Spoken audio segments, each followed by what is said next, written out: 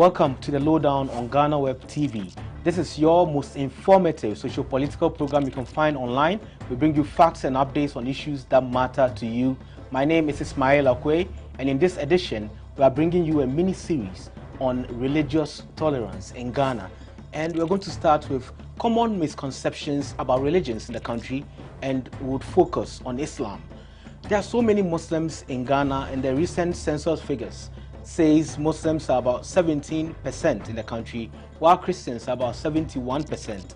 However, there's been some few issues of religious intolerance, but generally we classify this country as a very or highly religious tolerant nation. However, how do we think about ourselves? How do we relate to each other? What do people feel or know about other people of other religions? We're going to discuss this with a sheikh, an Islamic scholar, who is going to take us through some common misconceptions about Islam in Ghana. We'll be right back after this break.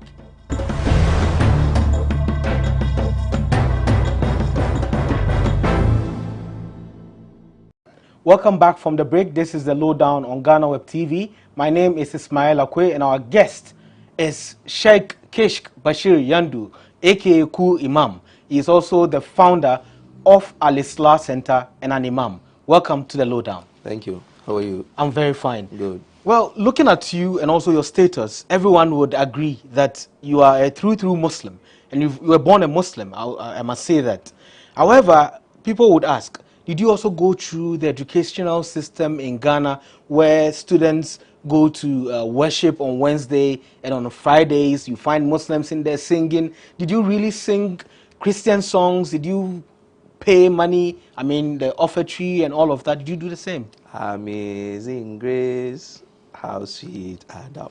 In the youngsters, you remember back in the youngsters, Wednesdays was for worship and Friday was for singing, and we had singing notes.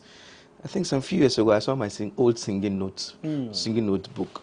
So, growing up in such, a dominant Christian, society, and you go to Christian schools, definitely you'll go through all that. So there's no Muslim in this country who has gone to, through the normal Ghanaian educational system, and then he doesn't know worship, he doesn't know singing.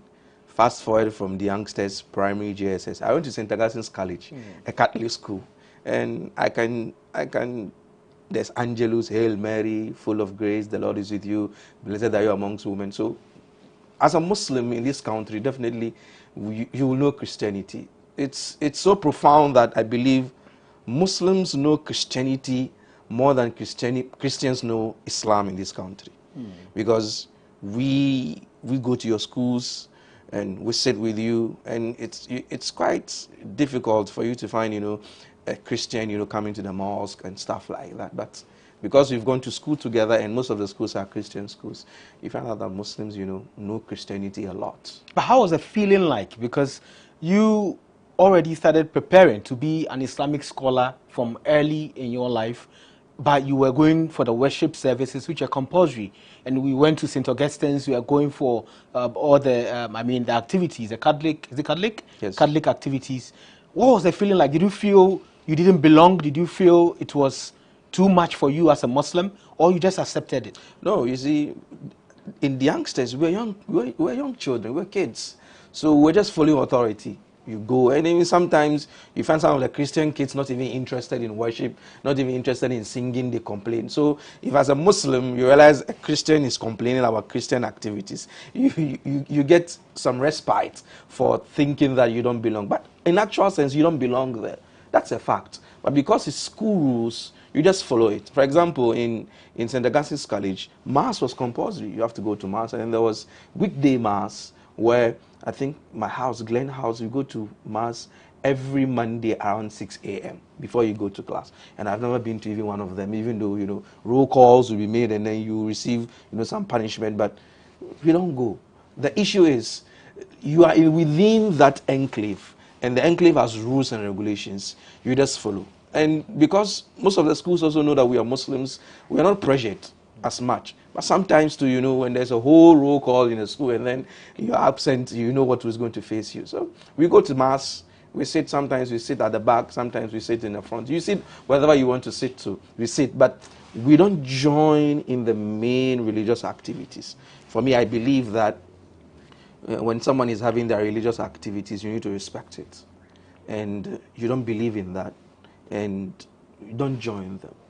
You know, give them that respect, give them that distance, give them that reverence. Respect what they are doing. So when I go to Mass back in St. Augustine's College, I don't join in the singing, I don't join in you taking communion. I've never done it before, but I go, I sit there and I listen to the sermon, I pick some lessons from there. Sometimes I disagree with some of the things, and I even speak to the father that, no, for us in our religion is different. And the father, I had a very good relationship with him, that when he comes to teach us religious and moral education, I'm the one who makes the opening and closing prayer in Islam. So we have that, you know, cordial relationship. And even back home, back at St. Augustine's College, the assistant headmaster was the patron of the Muslim Student Association of St. Augustine's College, Mr. I think Paul Asamoah. He was the assistant headmaster. And when we are going out to, you remember when we come to Agri Memorial, we came with the school bus. And the assistant headmaster comes with us. Every program. We even get execs to come home for Eid celebration. So they understood that there are Muslims there. But the school rules are such that you must go for Mass, you must go for all this. When it's Angelus, you stand and then you say your Angelus. When it's time for dining hall, you go to the dining hall, and then the dining hall prophet, you know, will say the Christian prayer. Me, I'm hungry. I don't care what prayer you're going to say. Just say your prayer. Let me eat my food. So, Sheikh, if you are asked what's the percentage of religious tolerance in the country, what will you, assign it? We have a high rate of religious tolerance in Ghana.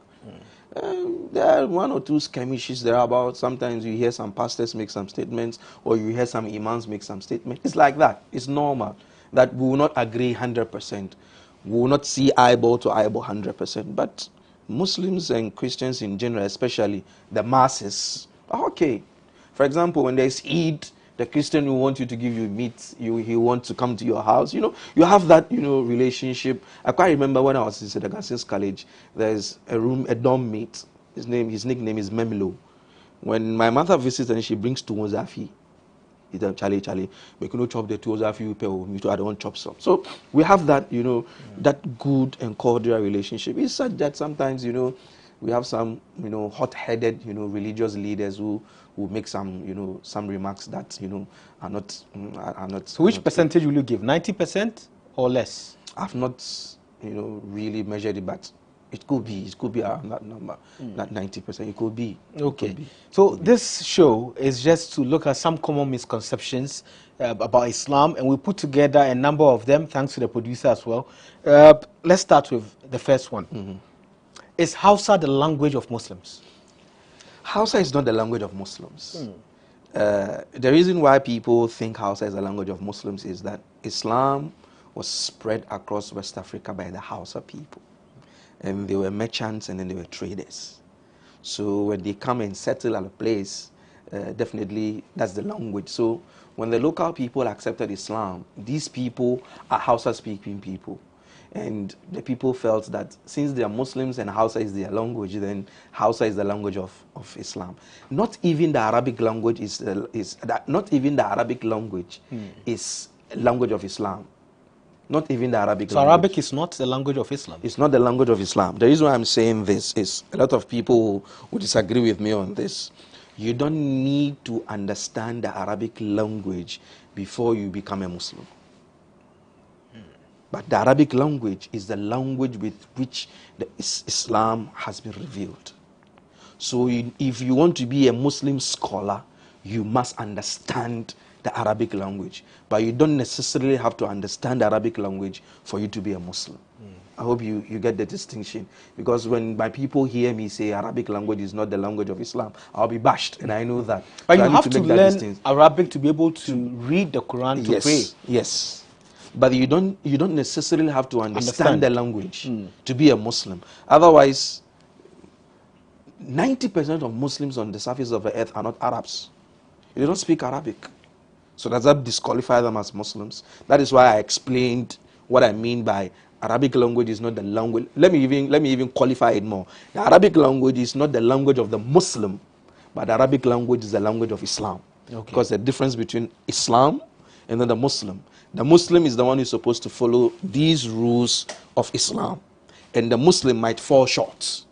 So Arabic language is not his language, because you find a Chinese Muslim, you find a Hausa Muslim, you find a Ghana Muslim, you find, an Arab Muslim, you find a Frafra Muslim, and they might not necessarily even understand anything in the Arabic language. Well, let me bring another perception. It's said that any Northerner who is seen, they say he's a Muslim.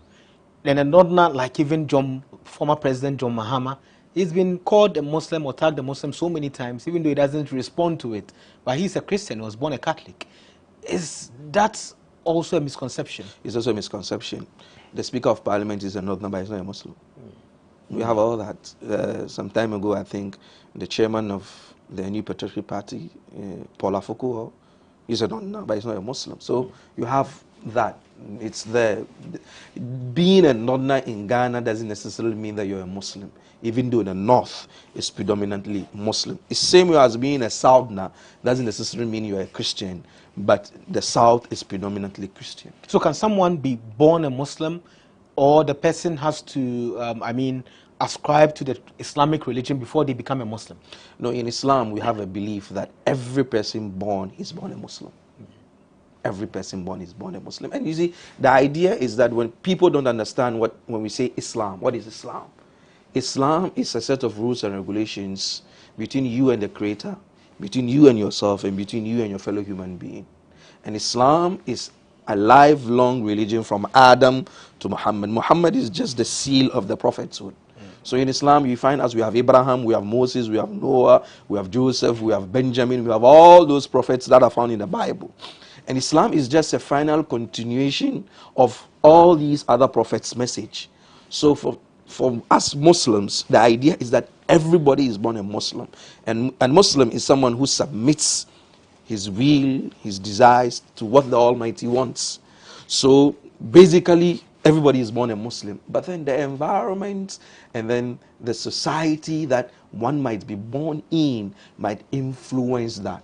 So if someone is born in a Buddhist home, definitely he's going to pick that. If someone is born in a Taoist home, in a Confucian, he's going to build that. So if someone is born in a Judaism home, definitely he's going to pick that. If someone is born in a Christian home, he's going to pick that. Will a non-Muslim die if they touch the Quran or the Buddha? If I have the Quran and I'll have, you know, 1 year touch the Quran. You know, the Quran is not, some magical book, or some strange book that if you touch. I think apart from the Bible, the Quran is the most published book in the world, and that's been translated into many languages. But the Quran itself in the Arabic language is there. We have Arab Christians. There is one Arab Christian who is a debater. He's called Anis Shorosh. If he comes to debate Muslims, he's a Christian. If he comes to debate Muslims, he brings the Arabic Quran and then he reads it in the Arabic language. So there's nothing wrong with, a non-Muslim touching the Quran. You won't vanish, you won't die, you won't be struck down by anything, you won't get lost, you won't fall sick. There's nothing like that. And the Buddha? Yes. I hear if you touch the Buddha, something might happen to you. Nothing is going to happen to you. I have a lot of Christian friends who have Buddha in their homes because if they go to the toilet, they use it to wash themselves. So there's nothing. The Buddha doesn't have any religious significance. You can just get a tin for you to perform your ablution with. If you have a tap, you just open the tap and perform your ablution. But the Buddha doesn't have any religious significance. And what about the counters? I don't know whether to call it rosary, but the Christians have one, the Catholics, they call it rosary, and then Muslims also hold some. We see others having it around their necks. Is that a religious symbol? The rosary is not a religious symbol. It's just a counter that helps you to count when you are saying your incantations or you are saying your prayers. But it in itself is not a religious symbol. I don't use it, and there are a lot of Muslims who do not use it. But the ones who use it, they use it. But then it is not considered as a religious symbol. It's not considered as a sign of piety, that if you hold it, you are more pious than someone who doesn't hold it. It's not a religious symbol. Okay. There's one other popular one I heard. I'm told that when Muslim children are born and a ram is slaughtered, the blood is used for a ritual to protect the children from evil. Blood in itself in Islam, animal blood in Islam is prohibited. Prohibited? Yes. The Almighty Allah says in the Quran, قُلْ لَنْ يَنَالَ اللَّهَ لُحُومُهَا وَلَا دِمَاؤُهَا وَلَكِنْ يَنَالُهُ التَّقْوَى مِنْكُمْ. When you slaughter those rams, the Almighty doesn't need the blood nor the meat. He's only looking for your God consciousness. So we slaughter the rams in open space. We don't hide in the kitchen to slaughter the rams for us to collect the blood. We dig pits, and then we bring the animals by the mouth of the pit, and then we slaughter them, and then the blood flows into the pits. We don't collect any blood. And in protection of kids, we in Islam, we believe in the recitation of incantations to protect the kids. That's what we do. We recite verses from the Quran, we recite prayers. Same way as every other religion believe that I'm praying to protect myself, I'm praying to protect my kids. That's what we do. But some rituals. Muslims, we have our rituals. But then, rituals in the term rituals that people think that we'll let people vanish, and then we'll give people money, and then we'll give people success. We don't believe that. Muslims do not do that. Those people you call malams who do that, malam is an adulterated form of the word muallim in Arabic language, which means teacher. So malam by default is someone who teaches. But those people who have signboards, who send you messages, they are charlatans, they are thieves. They are not Muslims. In Islam, if we're practicing Islamic law, Islam says those people should be killed. For they are spreading, confusion on the surface of the earth. Some few months ago, you remember some kids killed a boy in Kaswa because they were told by one malam to bring the head of a human being so that they'll get money. You see, these kind of people, they must be killed because they are spreading what? Confusion on the surface of the earth. We'll talk more about the malams and also being dealt with by the law. This is the lowdown on GhanaWeb TV. We'll be right back after this break.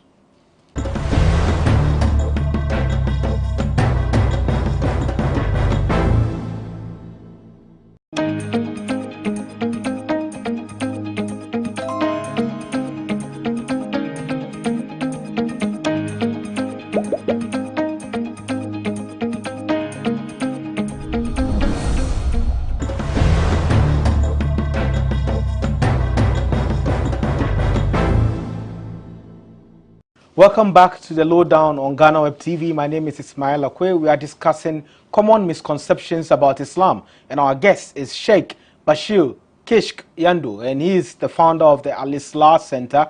He is taking us through a lot of important issues and discussions. We just spoke about malams. You are saying they are not Muslims. The malams with the signboards saying come and then they will double your money for you, they will make you rich, they will heal you and all these things. How are they not Muslims? Because we see them sometimes using the Quran, holding the counting device and doing all sort of things. Some of them speaking Hausa and reading Arabic. How are they not Muslims?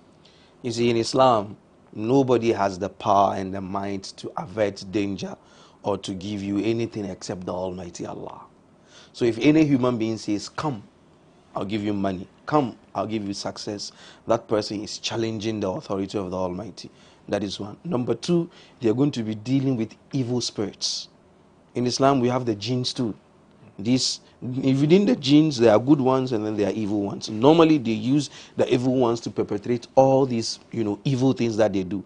And at the end of the day, anybody who goes to them is told either bring the head of someone or bring someone's leg or bring a baby. All these things are evil, and Islam doesn't promote that. And this is what those people do. So in Islam, those people are not Muslims at all.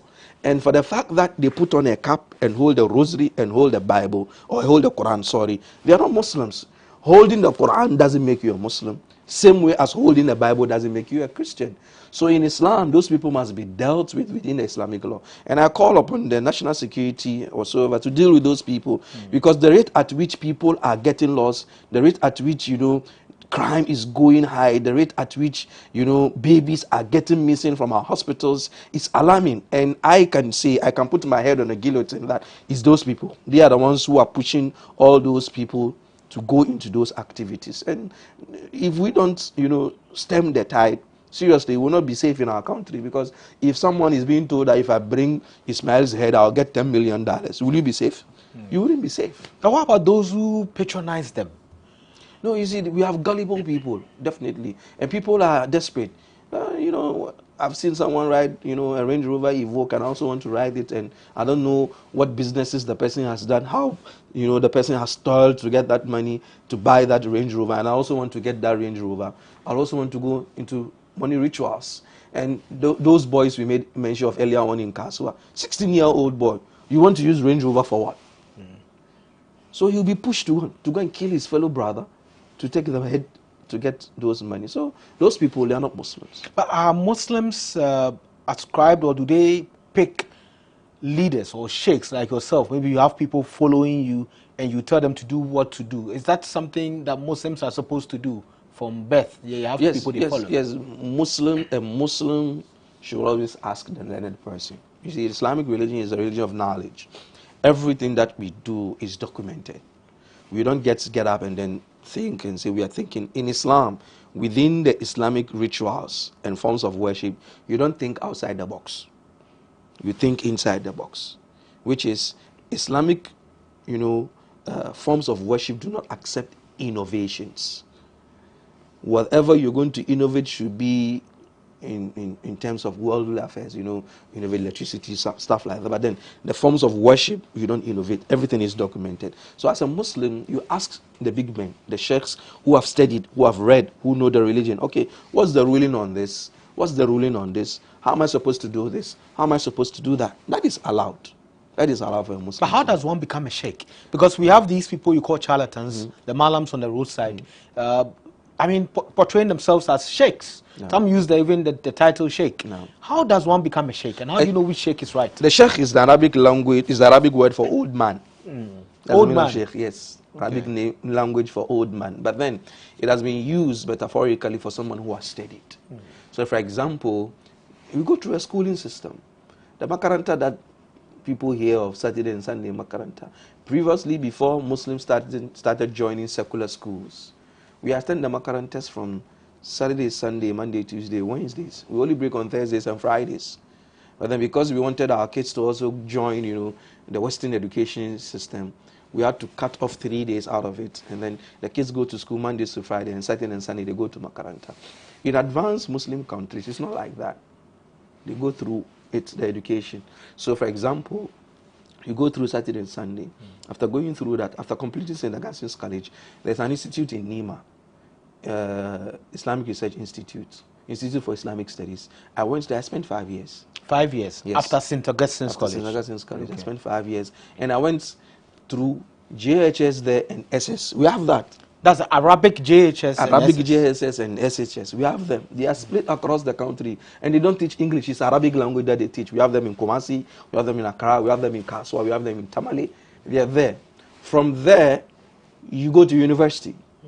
But unfortunately, we don't have an Islamic university in Ghana. Okay. We have Islamic University College. But then it is not in the mold of the Islamic universities you have in Saudi Arabia, Qatar, Kuwait, and Egypt and stuff like that. So I had to go to Niger here, Islamic University to study. Did my first degree, did my second degree, and as we speak now, I'm doing my PhD in Islamic law. And it's all in Arabic? It's all in Arabic. You have to go through that.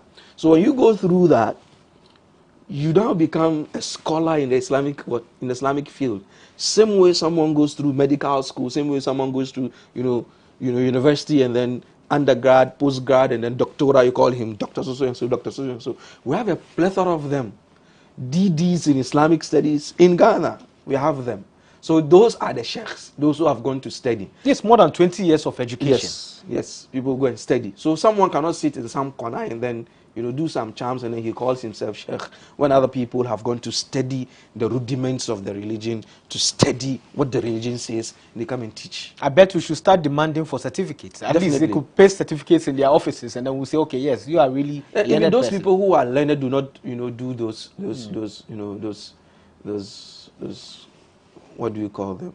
Those charms and stuff. Those who are learning don't have time for that. They have time to teach people what the religion is. And you find some of them at the religions department in Legon teaching, some at UCC, some at KNUST. They teach Arabic language and Islamic studies. Those people on the streets, put them in Legon and tell them to teach people Islam and see what is going to happen. That's why we say they are not qualified to even be called even Malams. Yeah. Actually, they are even Muslims. Now let's talk about Makaranta. You brought it up. So Makaranta is a madrasa, the school where I think Islamic religion is taught, and also Arabic. People have the misconception that at Makaranta it's just noise, because you hear a lot of children screaming and neighbors are complaining and all of that. Is it just noise, or what really happens in there? You know, when you don't understand what someone is doing or saying, you think the person is making noise. It's like that. So because people don't understand the language that is being used there in the Makaranta, people think that these guys are making noise. But if you really understood what they are saying over there, you wouldn't think they are making noise. It's not noise making. For example, you go to schools and then they are day nursery. A, B, C, D, twinkle, twinkle, little stars. Do we say they are making noise? No, because we understand what they are saying. But because we don't understand what the boys are reading or the children are reading in the Makarantas, oh, these people are making noise, they are disturbing my ears. But if we understood what they say, we wouldn't say they are making noise. So it's not a noise-making place. It's an educational center. And the voices that are being raised, you know, educationists will tell us that when someone, you know, reads something aloud continuously, it sticks better than saying it silently. So rote memory and memorization is like that. And that's what was used, you know, for, you know, in the nursery, where they are made to mention it out loud for memory. So you find out Muslims have one of the sharpest memories in the world. The Quran is 6,666 verses. And you have more than 1 million Muslims in the world who have memorized this book, 600-page documents from page to page. With all due respect to our Christian communities, how many Christians do you know who have memorized the Bible? Page to page. No, you don't have it. But Muslims, you go to Nima, you find a 10-year-old boy and he's memorized the Quran. And we have Quranic competitions, memorization competitions across the world. Just recently, there is one, you know, sister media house that organized a Quranic memorization competition, and the first person was given $5,000 for memorizing the Quran. So that rote memory and that voice raising, it's not noise making. It's a system of education that even, you know, scientists now have proven that is very, very effective in memory. And Islam is a religion of knowledge, so you need to know everything that the religion comes with. So you need to memorize a lot of things for you to stay, you know, afloat. So that's what happens in. So reading out loud helps with memorization. Yes. Okay. Yes. So now the other question: do Muslims pray through the Prophet Muhammad? We don't pray through anybody in Islam. We don't. The Almighty Allah doesn't have any protocol. He doesn't have any secretary. He doesn't have anybody who, you know, packs his files and sends him to him. No. Muslims go directly to the Almighty Allah. Prophet Muhammad sallallahu alaihi wasallam is just a messenger who was sent with a message. We don't worship him. We don't worship through him. We revere him. We admire him. But then he's a servant of God. Okay. And is the Prophet the personal savior and Lord of Muslims? No. In Islam, we don't have a personal savior. We don't have a Lord. The Lord is the Almighty. He's the only savior.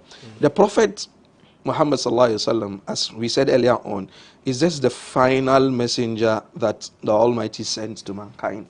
We believe that throughout the ages, when there's an issue, the Almighty Allah sends someone to rectify the affairs of the people. So he sent Noah to rectify an affair. He sent Abraham to rectify an affair. He sent Moses to rectify an affair. He sent Jesus to rectify an affair. And then he sent Muhammad to rectify an affair. So all these prophets brought the same message, but then their rulings might differ. So Muhammad is just a final, you know, piece of the jigsaw of the messengers that the Almighty Allah sent. So he's just a messenger. He brought a message, and that's his job. We don't worship him. We don't pray through him. He is not our savior. We don't have to do anything to him. What we even do is we even send prayers upon him. We send blessings upon him. We revere him. We admire him. But we don't worship him in the sense, you know, of the word worship. We rather celebrate him, rather admire him. So in talking about the prophets and also the men of God, do Muslims believe in Jesus Christ and the Bible?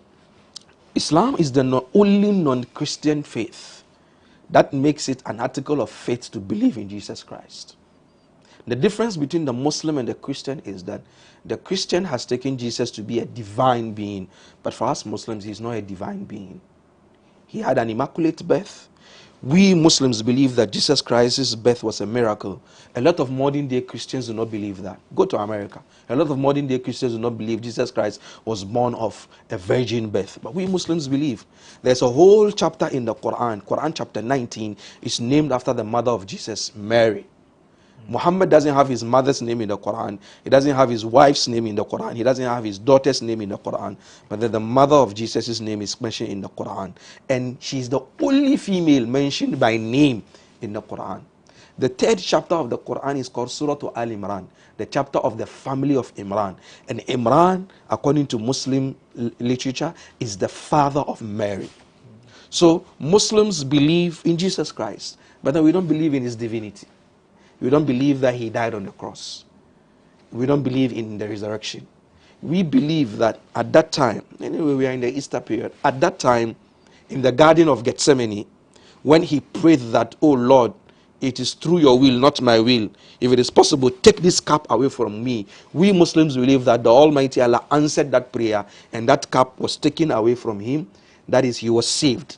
It was rather Judas Iscariot who was hung on the cross, according to Islamic literature. So Jesus was saved right there in the garden. In the garden when the Romans came in. When the Romans came in, because Judas Iscariot came to point who was he. Even in the Bible, they said he came to kiss him, and kissing him is that he is Christ. So take him away. We Muslims believe that when he came in, an angel stood between him and Jesus, and he didn't see Jesus. So the angel just, touched his face, and then he gave him the likeness of Jesus. So when he went to tell the Romans that, no, Jesus is not in there, some of the Roman guards who knew him said, "Shut up, you are Jesus. You are telling us Jesus is not in there." So they took him away, and then they crucified him. And Jesus was lifted up into the heavens. So we Muslims believe he's still alive, he's in heaven. At the end of time, he will come back.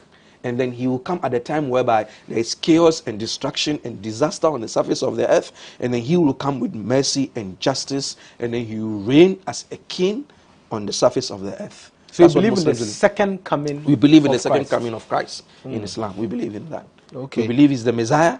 We believe he's the Christ. We believe he's a man of God who did miracles when he came. In the Bible, the first miracle that Jesus Christ did was he turned water to wine. For us Muslims, the first miracle he did was that he spoke as a baby. The very first day he was born. His mother, she was a pious woman. They knew her, and then they just saw her with a fresh baby, and it's like, but you, hey, Mary, sorry, and you're going to get pregnant. And the baby just spoke. No. My mother didn't fornicate to give birth to me. I am a very different child. I was sent by God. I'm here to do this. I'm here to do this. I'm here to do this. So in the Quran, his first miracle was that he spoke as a baby. Where can we find that part? It's in the chapter 19 of the Quran, the chapter of Mary. Okay. The chapter begins speaking about Zachariah. Zachariah we have in the Bible. Yes, the chapter begins about speaking about him and speaking about the birth of John the Baptist. We have it in the Quran. And then he comes to speak about the birth of Jesus Christ too in the Quran. So do Muslims believe in the Bible? We believe in the Bible. We believe in the Bible. But the problem is that this Bible that we have, with all due respect to Christians, there are a lot of things in there that originally God didn't put in there. For example, the Catholics have a Douay Bible, which is about 79 chapters. The Protestants have 66. So who sat down and then took out 7 books out of the Bible, or took out those books and said, those books are apocrypha, they are not supposed to be in there? Who did that?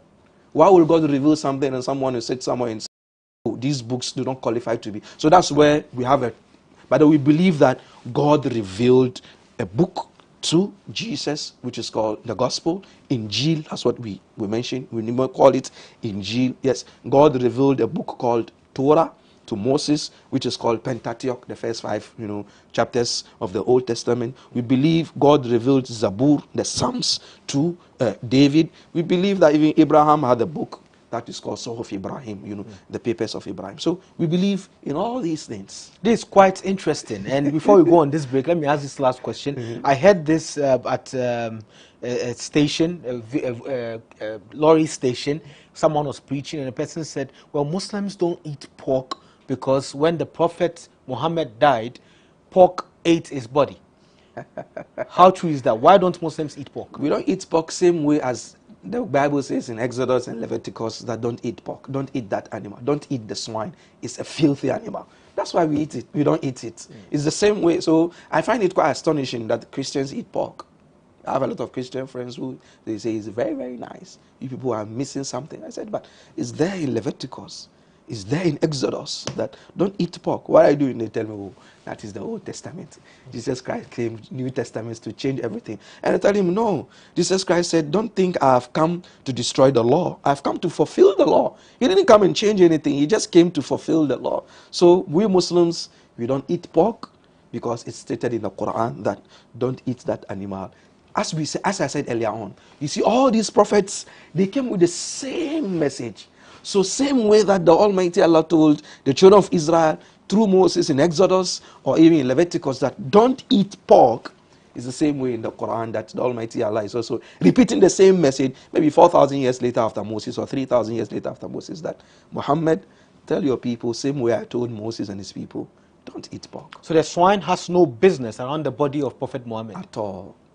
Is the body still there? Yes, the body is still there. It's buried in Medina.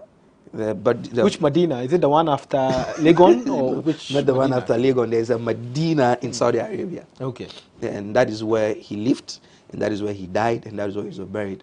And you know, Medina in the early stages used to be a predominantly Muslim community. Okay. So when they moved them there, which Medina are you talking about now? The Medina in Legon. After Legon. Okay. The one in Legon. Yes. When they moved them there, I don't remember during which, you know, government period at all. They moved them there. That's when they named the place Medina, because they were Muslims. They loved the Medina of the Prophet Muhammad sallallahu alaihi wasallam. That's quite interesting. This is the Lowdown on GhanaWeb TV. We'll be right back after this break.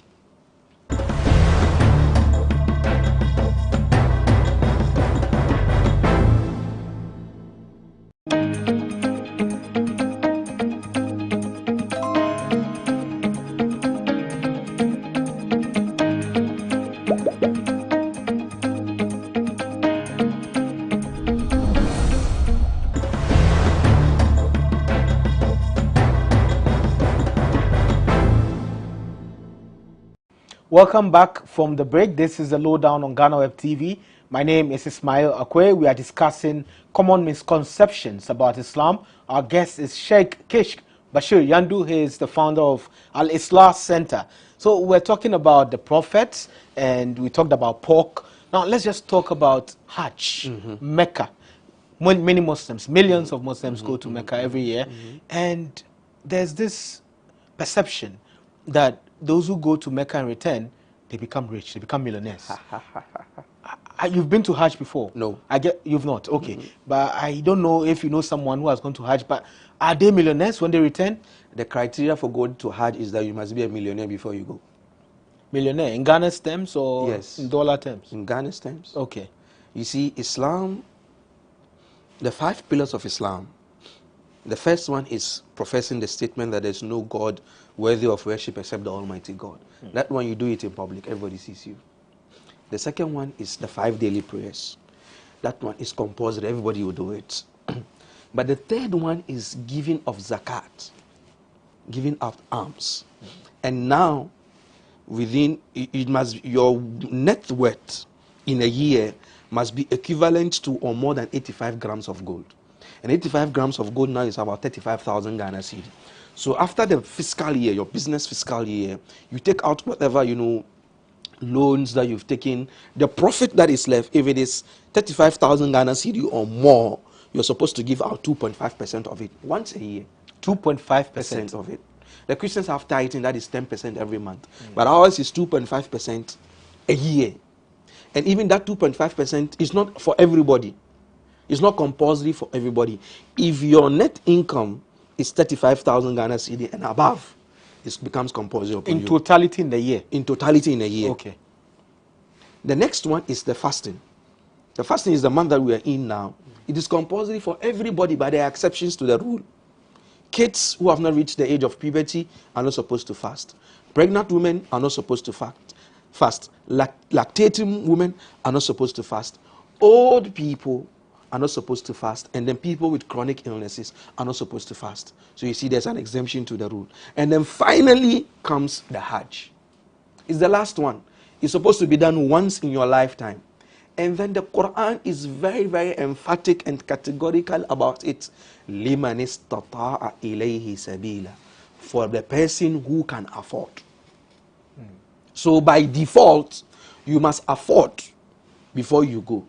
But what if you cannot afford, but then you have a rich family member who decides, to get the visa for you, to get the plane ticket for you, to get the hotel reservation for you, to even give you pocket money? No problem, you can go.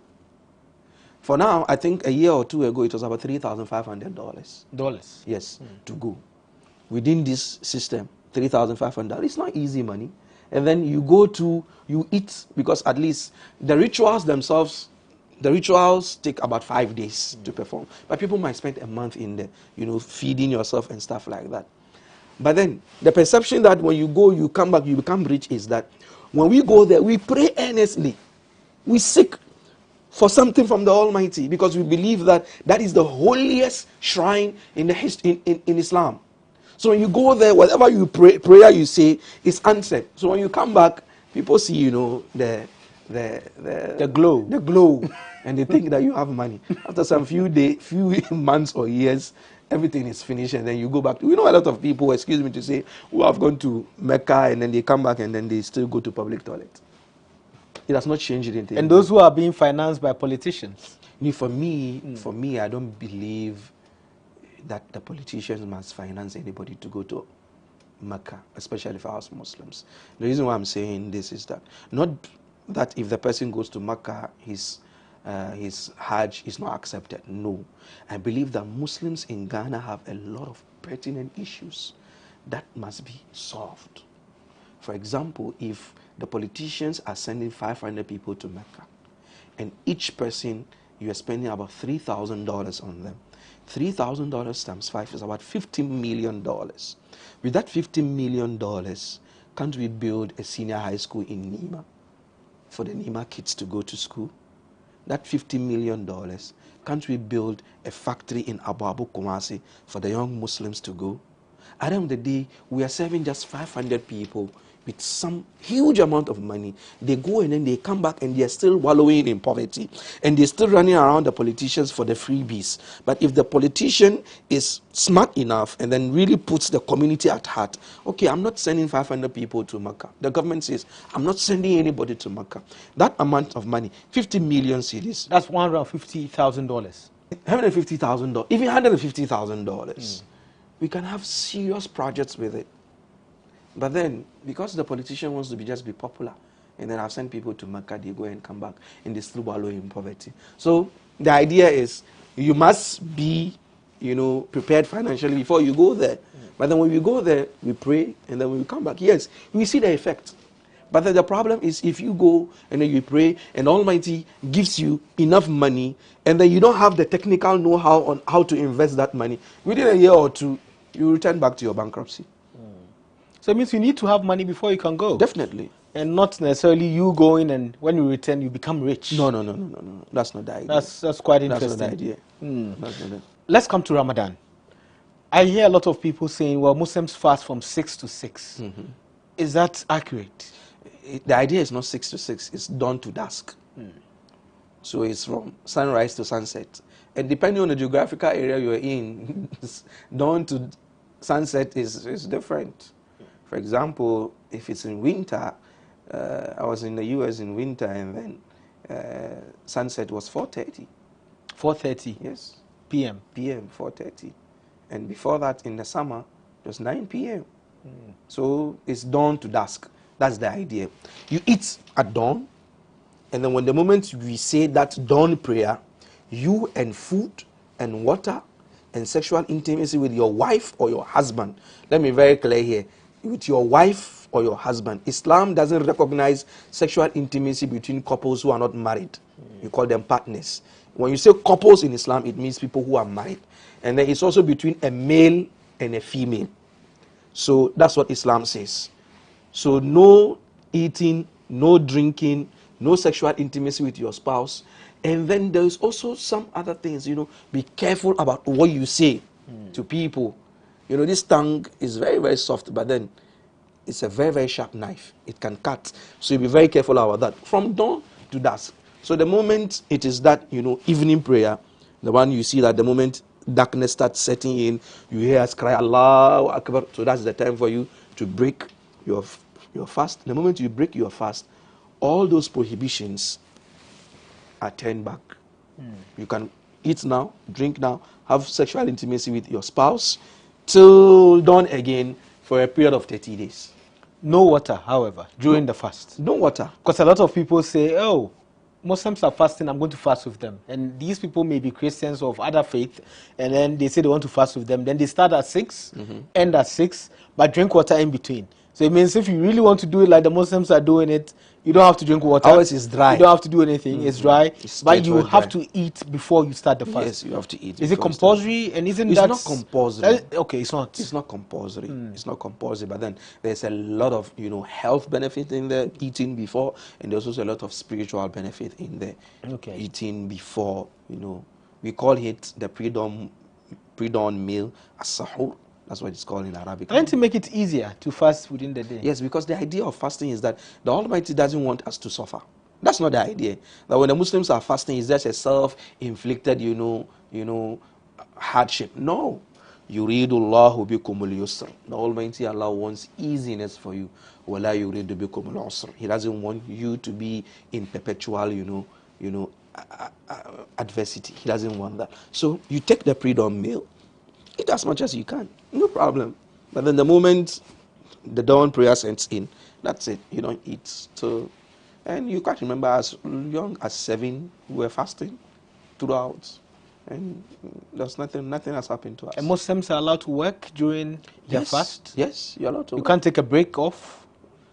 Maybe if you are your own boss, you take a break off. But if you're working for someone, you see, that's where the importance of, God consciousness comes in. That you give to Caesar what belongs to Caesar, and then you give to God what belongs to God within the fasting period. But if you go to, most of the Arab countries, the Muslim nations, they work after sunset.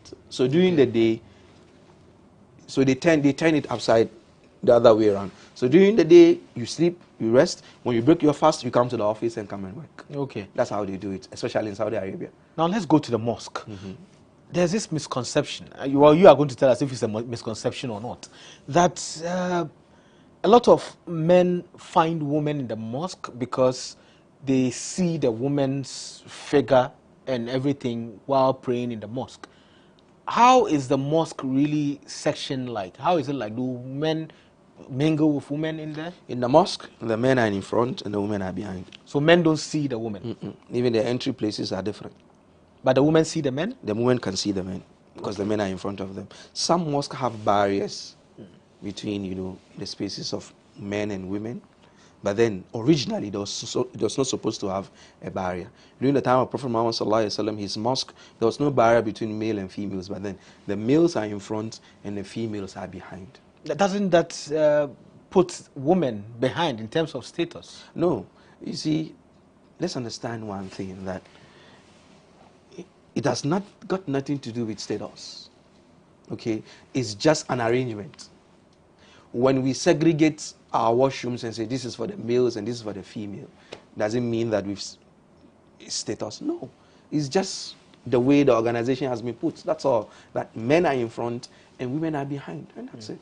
And can non-Muslims visit the mosque? We encourage non-Muslims to come to the mosque.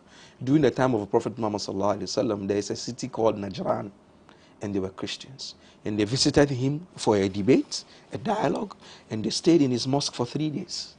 And they had the debates in the mosque with him for 3 days. So most Christians and non-Muslims are encouraged to visit the mosque. When you visit the mosque, same way when we visited, go to the schools and then we saw the singing and then we saw the worship, we understood what Christianity is about. So you find out the average Muslim understand Christianity a lot. You can say I'm quoting Bible verses here. It's because we read the Bible, we know the Bible, we know it has 66 books, we know there's Old Testament, there's New Testament, the first 5 books were written by Moses. We know all those things because we got closer to you to understand your religion. So same way we encourage non-Muslims to visit the mosque, to ask questions. In the masjid, there are no knives and guns and clubs whereby if you enter, no, there's nothing like that. It's just mats. It's an open space. There are no chairs there. You take off your shoes or you put on your shoes. You enter the mosque and then you sit down and then you listen to whatever the imam is saying. You have that. When we do that, we get closer. All these myths, all these misconceptions, it wouldn't be an issue in the Ghanaian, society or community. So no Muslim will not be sacked when they enter the mosque? At all. Even the national mosque? Yes, if you see the national mosque, enter the mosque. If the mosque of the prophets, Christians and non-Muslims were allowed to enter, is the national mosque more, more spiritual, uplifting, or more, position, better position than the mosque of the prophet? No, it's not. So non-Muslims entered the mosque. They came, and then even when times of famine and disasters happened, the mosque was a place of shelter. Well, there are some Muslims who do not shake hands with women. They don't hug women or people of the other sex or gender. Is that also one of the criteria for being a Muslim? In Islam, there are relationships. There are relationships between family members, and there are relationships between people who are not family members. If a woman is not a close family member of yours, she's not your mother, she's not your sister, she's not your wife, she's not your auntie, she's not your grandmother, you're not supposed to touch her. That's Islam. Yes, you're not supposed to touch her. Islam is very, very, very careful and mindful about sexual harassment. Some men, by virtue of trying to be friendly with women, hug them in a way that is not right. So Islam is saying, we don't even want you to go to that extent. You are only entitled to touch your mother, because your mother, if you touch your mother and then you have any sexual intention, then you are a devil.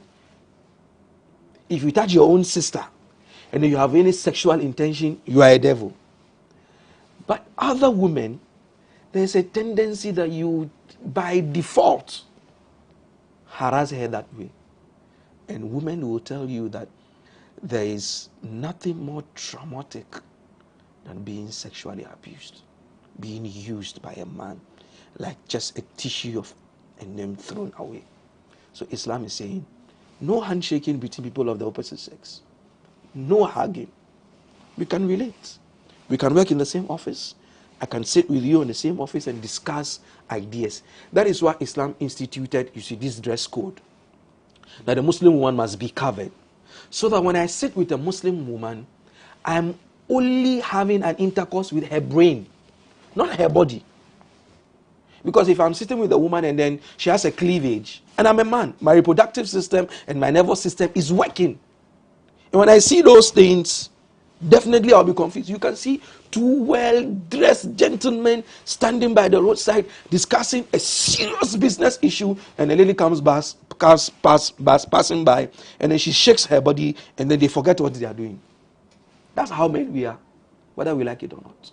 And so Islam, in protecting that, says that there must be segregation between the male and the female. No man should touch a woman who is not his family member. Don't touch her. Don't get closer to her. If you're getting closer to her, it must be for a reason. So that, and then her dress code should be covered. Her clothes should not be tight-fitting. It shouldn't reveal 36, 28, 36. It shouldn't reveal anything. So that when you are interacting with her, you are interacting with her based on merit, not because of sexual advances. So I'm going to ask for the many Muslim men who go around hugging and shaking women. Are they the devils? Are they on the wrong side of God? No, we wouldn't say they are devils, no. Okay. We wouldn't say they are the wrong side of God. What we say is that they are doing something that Islamically they are not supposed to do. Not supposed to do at all. It's not right. A Muslim man, or even a man in general, is not supposed to hold a woman who doesn't, it's not his. For example, if I see you holding my wife, I will not be happy. So why would I go and hold someone else's wife? Hold her waist and then play with her waist beads, tickle her. It's not right. Islam says no way. Don't create that atmosphere whereby women will be sexually harassed. Islam says no way. It doesn't give even an inch of that. It says when you are dealing with women, deal with her because of her intellect. Deal with her because of her capacities and her capabilities. Don't deal with her because you want to have some sexual advances towards her. Now let's talk about the woman. Well, with dress code, you mentioned that there's a dress code. You need to cover up some parts of the body. And there are so many other women who we know are Muslims, but they don't dress like the Muslims we see with the long veils and covering up totally. Is it against, or is it a sin, if I may use that word, to not look like what is prescribed by the religion? It is a sin. It's a sin because it's very, very categorical in the Quran that the Almighty Allah says women should cover up. Men should also cover up.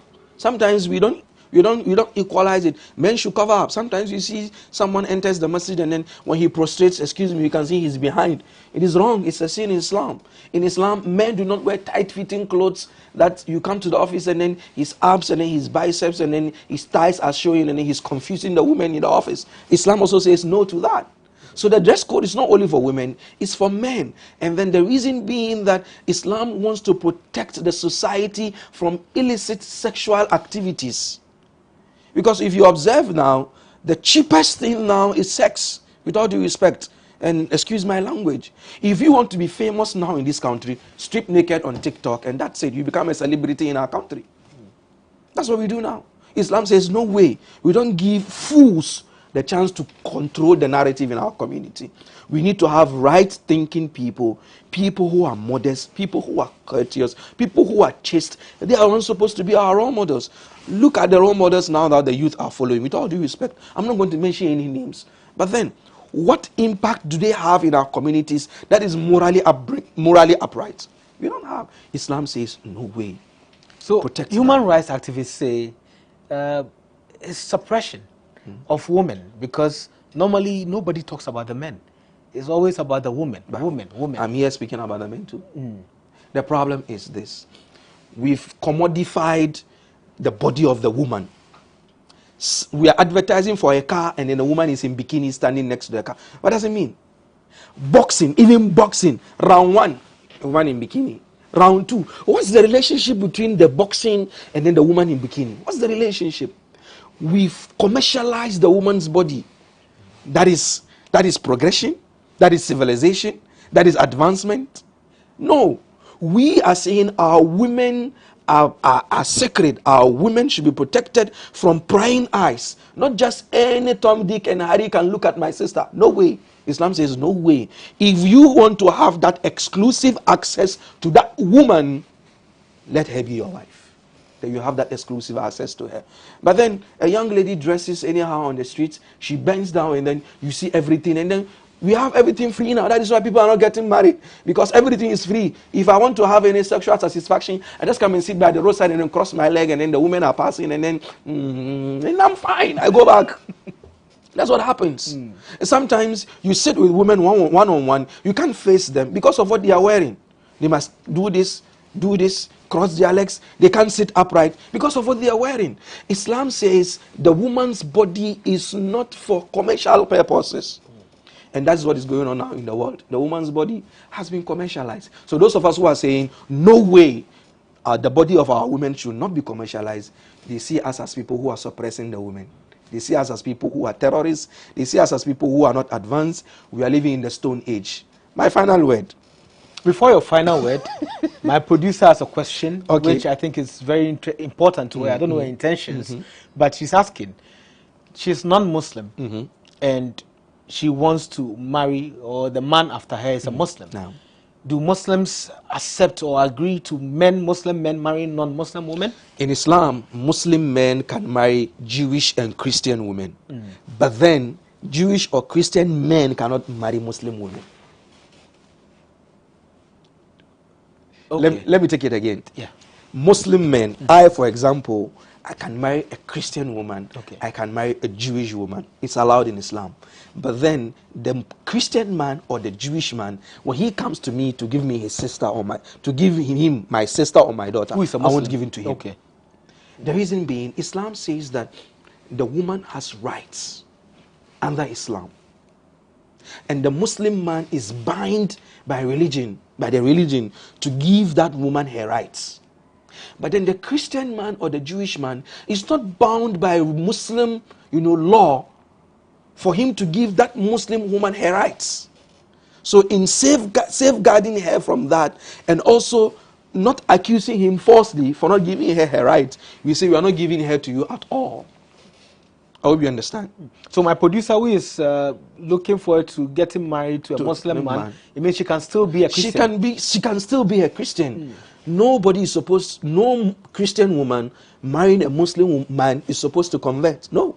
She goes to her church, she goes to her synagogue, and then he goes to his mosque, and then they are a happy couple. It is stated in the Quran chapter 5, verse 3. Yes. But here you are talking about Jewish and Christian woman. It means specific. Any other religion outside of Jewish and Christian, a Muslim man cannot marry that woman. Yes, there's a difference of opinion between Muslim jurists on that. But then the predominant view is that Christian and Jewish women are allowed because Islam, Judaism, and Christianity have some similarities. You see, and they are also, I believe, they are the only monotheistic religions in the world. All the other religions have this pagan stuff in there. But then Christianity and Judaism have, believe in one God and stuff like that. So Muslim men are allowed. And we have a lot of similarities between, the three religions. That is why it is allowed. And now your final words. My final word, you almost let me forget. with the morality and then the dress code, I say, if stripping naked is civilization, then animals are more civilized than humans. Those are quite strong words, and we want to thank you. Sheikh Kishk Bashir Yando, he is the founder of Al-Islah Center. Thank you very much for coming. This is the lowdown on GhanaWeb TV. We are going to we air every Monday on GhanaWeb TV and on all of our digital channels. My name is Ismail Akwe. Watch us every Monday. Be safe.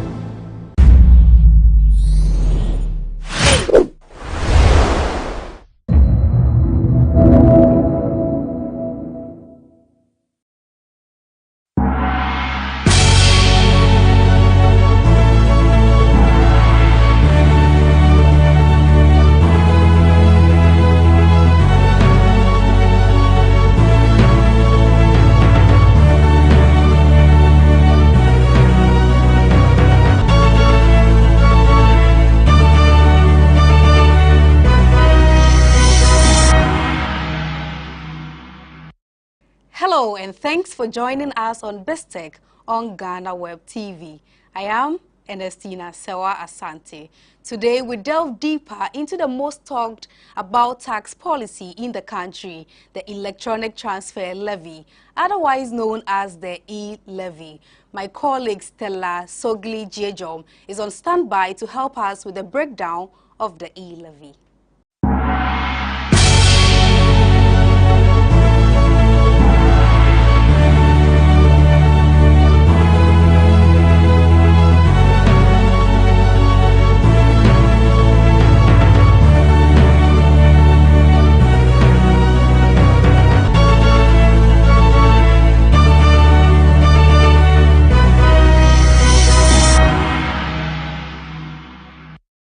On November 17, 2021, the Finance Minister, Ken Ofori-Atta, during the presentation of the 2022 budget, announced that effective January 1, 2022, there will be a 1.75% levy on all electronic transactions, which is expected to rake in some 6.7 billion Ghana cedis. My name is Stella Sogli Jejom, and I bring you the story so far as the e-levy is concerned. Total value of transactions for 2020 was estimated to be over 500 billion Ghana cedis compared to 78 billion cedis in 2016, just 5 years ago. While total money subscribers and active mobile money users have grown by an average rate of 18% and 16% respectively between 2016 and 2019. Mr. Speaker, it has become clear that there is this enormous potential to increase tax revenue by bringing into the tax bracket transactions that could be best defined as being undertaken in the informal economy. After considerable deliberation, government has decided to place a levy on all electronic transactions to widen the tax net and rope in the informal sector. This shall be known as the Electronic Transaction Levy or e-levy.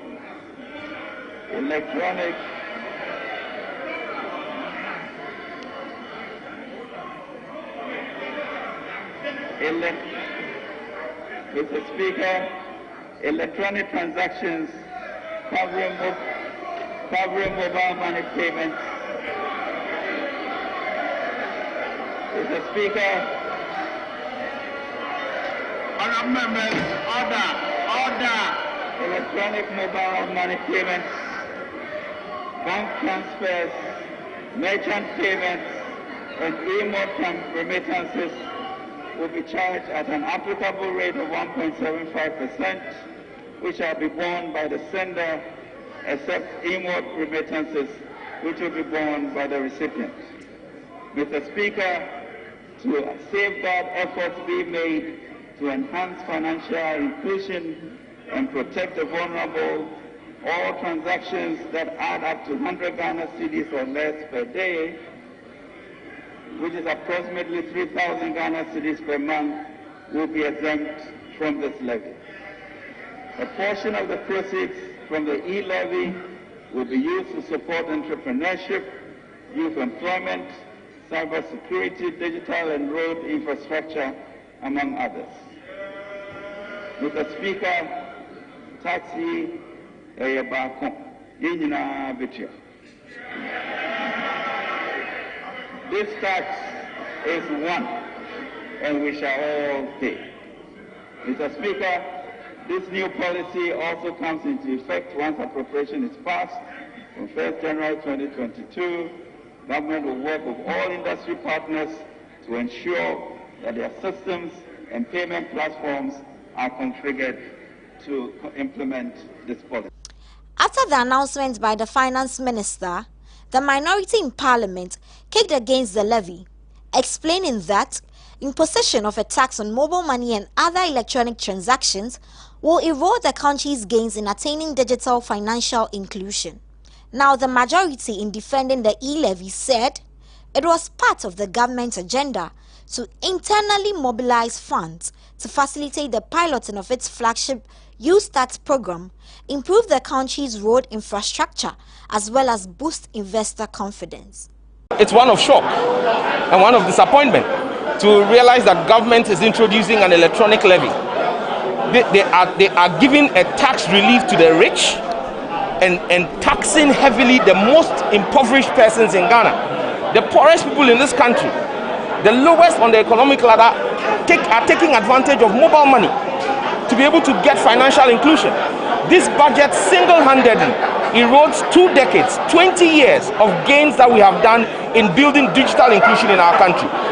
Mobile money has been in operation since 2009. The gains we have made in 2019, mobile money transactions were worth 370 billion Ghana cedis. By 2020, they were worth 517 billion. That tells you how it is growing. It is the fastest growing sector. The value of transactions in electronic transactions, e-money, is higher than what is going through the traditional banks. Now you place a 1.75% tax on it. So it means that if you are sending 1,000 Ghana cedis across networks or to someone on an MTN network, apart from paying the 10 cedi service charge, you are going to pay an additional 17 cedi 50 pesos. Why is, and this is a government that has the rhetoric that doesn't match their policy directions. They are talking digitalization. Bawumia gave a flowery speech on digitalization, things he doesn't understand.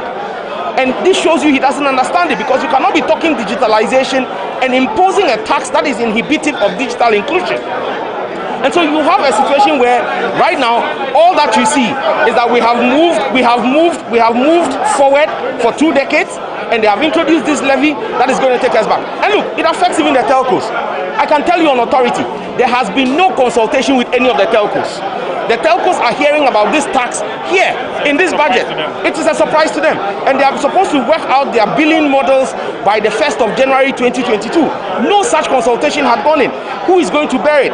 How are we going to transport it? It's even going to affect the business models of these telcos. Take, for example, a network like Vodafone. What they have used to stay competitive in the mobile money business is that there are no transaction charges when you transfer from one Vodafone number to another Vodafone number. Now, when you do a transfer, Bawumia and Nanado and Kenoforiata are saying that Vodafone must charge you when they say they won't charge. You are taking away tolls, which is a cost borne by rich people who have cars. You are taking away those tolls to give a relief to the rich, and you are taxing the poor person, my poor auntie in the village, who will have to receive money by Momo. Now her money is going to be reduced. This is the unconscionability, and this is the hypocrisy. This is a government that is receiving money from the Swiss government to take away taxes and cost on digital transactions. There's a program called the Remittance Grant Facility, funded by the Swiss government. So you ask yourself, wherein lies the policy credibility and consistency of this government? But it shows you how desperate they are. It shows you how desperate they are. Now, the majority in defending the e-levy said it was part of the government's agenda to internally mobilize funds to facilitate the piloting of its flagship Youth Start program, improve the country's road infrastructure, as well as boost investor confidence. I think there are a number of major things that this budget has dealt with. Youth entrepreneurship has been a big deal, and it's happy to hear about $1 billion Ghana cedis voted to support youth entrepreneurship. We've also seen a removal of road tolls across the country, which I understand is expected to start maybe even from tomorrow. And in return, something like the electronic transactions levy has been introduced, only 1.75 for transactions above 100 Ghana cedis. You've also seen, for example, policies that are aimed at ensuring that industry grows by removing the discount on the importation of products that can be manufactured or made right here in Ghana. If you put all of these together, it is quite clear that the administration has walked a fine line to ensure that we do not increase the hardship of the Ghanaian. For example, many people were expecting some taxes on petroleum products. In fact, you heard some of the road transport unions calling for a levy for roads put on petroleum products. It is good to know that there are no extra petroleum taxes or no fuel taxes that have been imposed in this particular budget. So I think that if you put it all together, this budget sets a good tone for this recovery exercise that we are about to embark upon. 1 billion Ghana cedis to support young entrepreneurs is a significant policy move that the administration has made. What we now need to do is to ensure that there's good implementation so that we can see the results. Finally, you know, for entrepreneurs, funding is a very key issue. The Finance Minister mentioned that you start. What's your projection of that initiative? And that's what is supposed to bring in about 1 billion Ghana cedis to support youth entrepreneurs. Coupled with it some technical advice that will ensure that some of the mistakes that young entrepreneurs traditionally make are curbed. I believe that is something that young people should embrace and take advantage of. Also, Ghanaians expressed their discontentment and approval for the levy, stating that the new levy is a burdensome tax. These concerns were followed by panic withdrawals as many found ways to avoid paying the tax.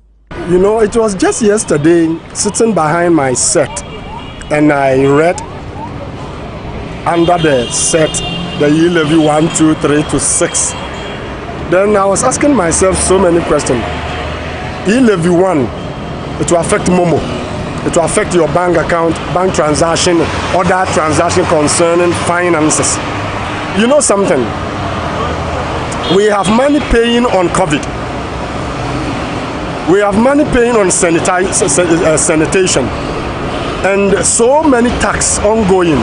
For me, if the government is bringing e-levy and taking interest or money from the e-levy from the citizens of this country, I want him to take from the civil servants and those working in the government institution and those working with him, the government himself, and him, government and or presidential staffers, and then the judiciary, the executive and the legislature. They should pay. Because me, I don't see the money of the country. I hustle to have my money. I struggle to have my money. And at the end of the day, e-levy 1 to 6, you expect me to pay. And it's automatic. I can't say I won't pay. Taking my money from my momo, it has been taken out. Buying something from my sister, it has been taken out. She going to purchase things and bring it to her shop, it has been taken out. So we plead with the government. And we plead with the government, we plead with him. This e-levy from momo to what have you is uncalled for. To what end will they continue to oppress and suppress the citizens of the country? They should give us a break and help the people of the nation so we can build ourselves. Taking all this money from us, at the end of the day, we don't see anything. Nothing comes good in it. All that we see, they are driving their huge cars, we are passing, and we are still walking under the scorching sun. We don't see any good thing in it. We appreciate him, whatever he is doing for the nation. But with all due respect, Mr. President, I salute you, sir. With the e-levy issue, you, the people, should take it from yourselves first. And leave the struggling. You see, just a few minutes you came. I wish that lady is here. You would have also interviewed her, and I will explain in English. A young woman at the age of maybe early 30s or late 30s with the baby at the back, selling pure water. The slipper just got torn, and she came here that my sister should give her super glue, and my sister just collected and given her a new one without taking money. And I also have given her money for free and asked her how much would she earn a day. 3 cedis. This person selling, earning 3 cedis a day, and you are taking e-levy from this person. It's not worth it. The government and the leaders of the nation should reason up. That's what I will say concerning the e-levy. They should reason up. My name is Bishop Kwapo Bempo Ekufu. I'm a man of God. I'm not okay because maybe I'm expecting 100 cedis. Maybe I have my own budget, what to use the 100 cedis for, and then I receive 95 cedis. I'll feel bad. Maybe at that moment I don't have any money. I'm expecting 100 cedis to do this. It's a very important thing. 95 cedis come. I'll be really worried, and I'll be sad. So I don't think it's a good idea. I think it's not good. I'm telling you the fact. I'm telling you the truth. It's not good because Ghana in particular, we have money. We have a lot of resources that you can use that resources to do a lot of things, buildings and these things. So the e-levy, it will disturb us. I don't like it. It shouldn't come. It shouldn't come. It's not good because we are business guys. We are business guys. And we need money from the government. We need money from the government, and they are rather need money from us. So it's bad. It's bad. We shouldn't approve it. We shouldn't approve it. And then one thing is the toll. The toll. I heard they said they have stopped doing what? Paying the toll. They use that toll to do that thing. I'm telling you, it's good. Because if government says he has banned the toll, then which means Ghana have money. We have a lot of money. Because if you go to Europe, if you go to America, they use the toll. So if you said you have banned toll, then which means you have money. So you have money. So you use that money to do that thing. You don't need any levy. An economist with the University of Ghana Business School, Godfred Alufa Bokping, noted that the implementation of the levy is a lazy approach by government to generate revenue. He said, and I quote, "We have a long way to go. Government should just abolish it before they even start implementing it. You don't do this at this stage of the digitization. You don't. You see the reason why we have adopted it, and it's a lazy way of raising revenue. It requires less effort." Because if you look at the existing tax handles, the inefficiency and the low productivity in the existing tax handles is a true reflection of our attitude to hard work. It is a true reflection of our low compliance level that our laws are observed more in breach than in compliance. End of quote. After several brawls and battles to get Parliament to pass the e-levy bill into law, the levy was on March 29 revised at a rate of 1.5% after the minority staged a walkout to register their disapproval. This, according to government, will reduce the expected revenue target from 6.7 billion to 4.5 billion Ghana cedis. It's now to be seconded. Mr. Speaker, I second the motion. Motion moved and seconded is for the consideration of the House.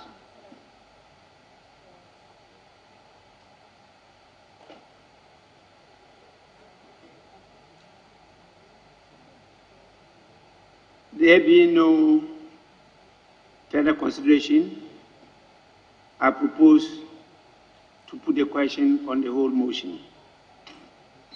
And the question is that those in favor of the motion say aye. Aye. Those against say no. The ayes have it. An act to impose a levy to be known as the electronic transfer levy on electronic transfers to enhance revenue mobilization by broadening the tax base and to provide for related matters. Honorable members, the Electronic Transfer Levy Bill 2021 duly read the third time and passed. After the bill was passed in the presence of 136 MPs, President Akufo-Addo assented it into law. Despite the protracted and sometimes acrimonious nature of proceedings, I'm happy that the House has finally found it possible to pass the e-levy bill.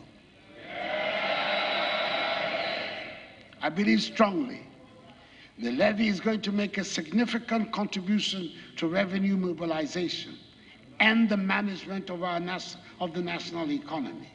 And I want to thank members of the House for making this possible. Mr. Speaker, there are many problems that we have to overcome to get back to where we ought to be. I need your support. No president, no parliament, no government can undertake this task all by themselves. We need all Ghanaians to pull and push together. The road to recovery will be long and hard, but we have started on a good footing by accepting that we are in a difficult place and are taking the difficult decisions that will get us out. If anyone had ever had any doubts about the need for self-reliance, the point has now been forcibly drilled home to us. The pursuit of the Ghana Beyond Aid agenda is even more compelling now. It doesn't just end there. The minority explained that the passage of the levy was unconstitutional since the number of MPs in the chamber at the time of the passage did not form a quorum. Led by the minority leader Haruna Idrisu, the NDC petitioned the Supreme Court to reverse the passage of the law. This move by the minority did not stop government's unwavering decision to implement the levy. The Ghana Revenue Authority announced that the implementation of the levy will begin on May 1, 2022. The minority once again sought to seek an injunction on the implementation of the law until the Apex Court hears the case. However, on May 1, 2022, the Ghana Revenue Authority began the implementation of the levy.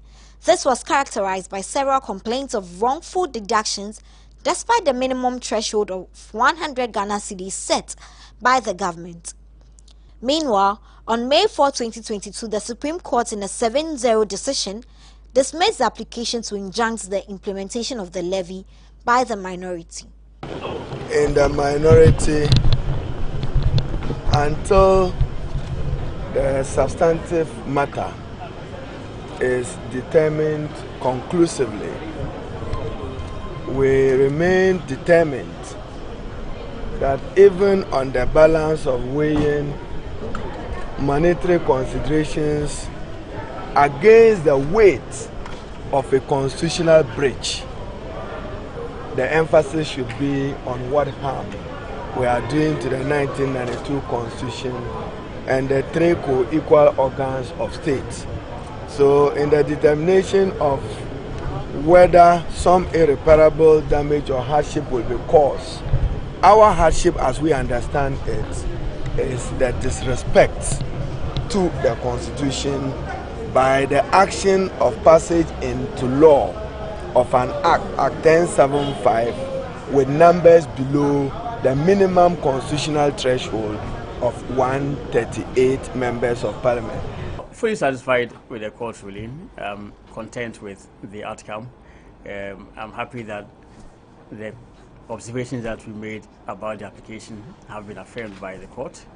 It is very important to note that the court made the finding that really nothing regular had been demonstrated by the applicant, that insofar as Parliament or proceedings of Parliament on the day in question were concerned, everything seemed regular, and we have demonstrated the same from the processes that we had found.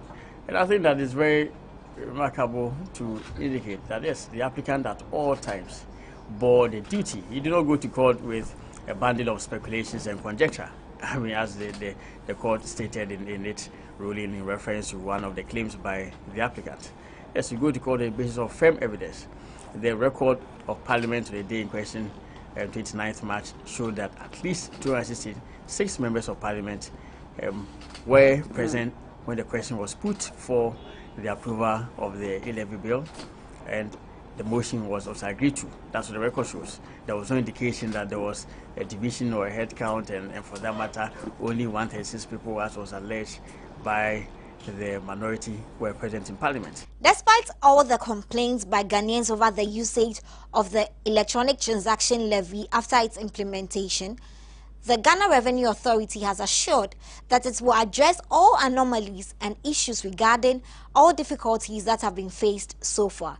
The Supreme Court has also ordered the GRA to keep records of all transactions that have been made, so that in the case that it is determined that the law was passed unlawfully, all these transactions can be refunded.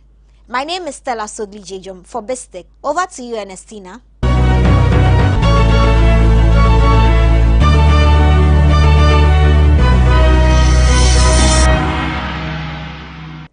Thank you very much, Stella Jejom Sogli, for that educative piece on the e-levy. Up next is Biz Headlines.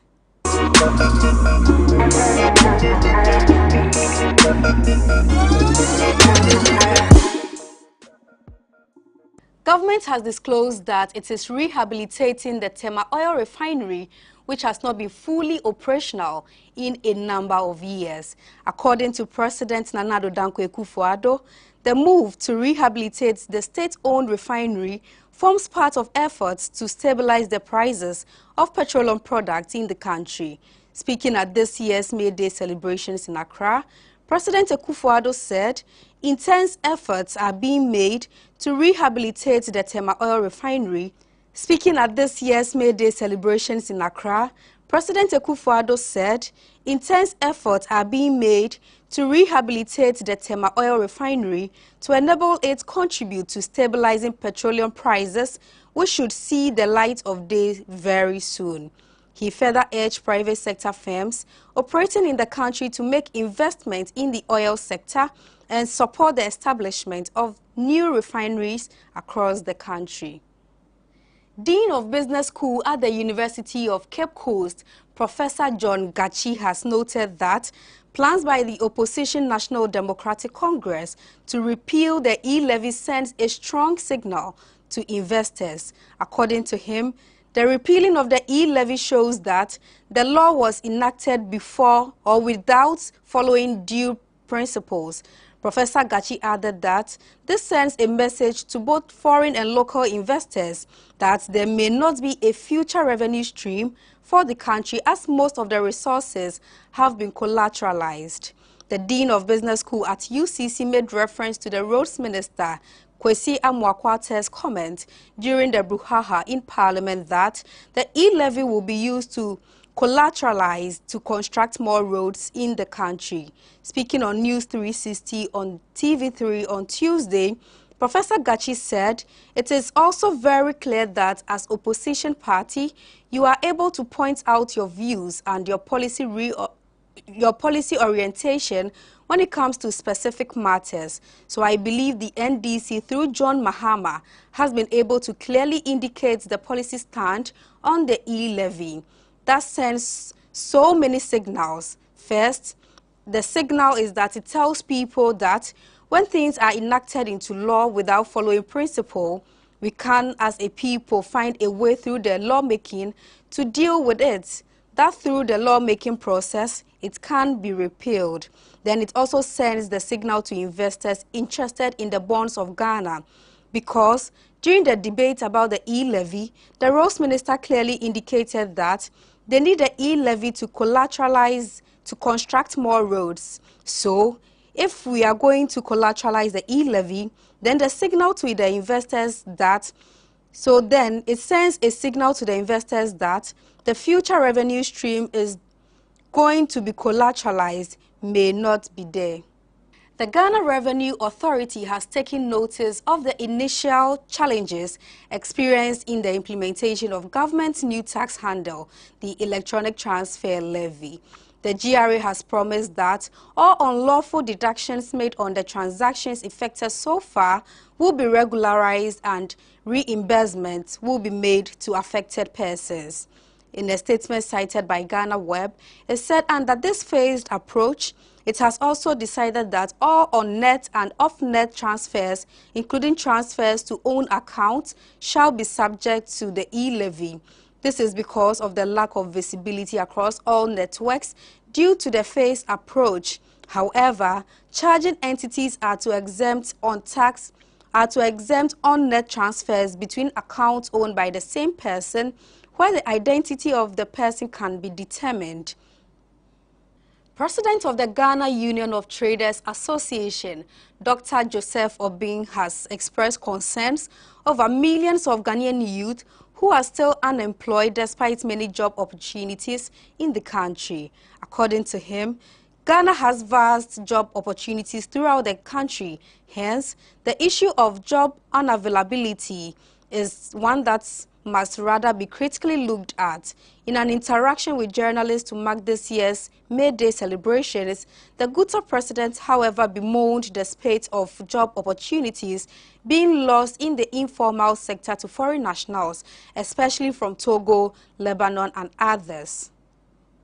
The electronic transfer levy, otherwise known as the e-levy apprehensions, are starting to manifest, with banking halls and automated teller machines, ATMs, seeing increasing activities in terms of withdrawals of cash.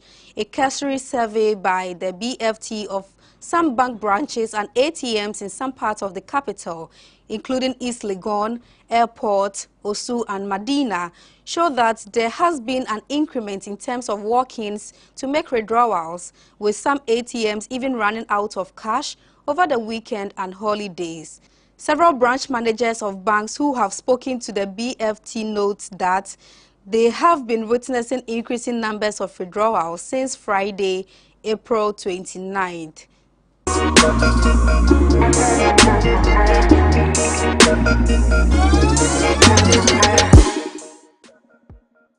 That's all for today. Thank you very much for joining us on today's edition of BizTech on GhanaWeb TV.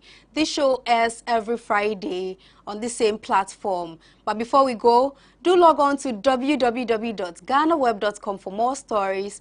Do well to follow us on all social media platforms on Facebook, Instagram, and Twitter at the GhanaWeb. On YouTube, GhanaWeb TV. I am Ernestina Sewa Asante. Do have a lovely weekend.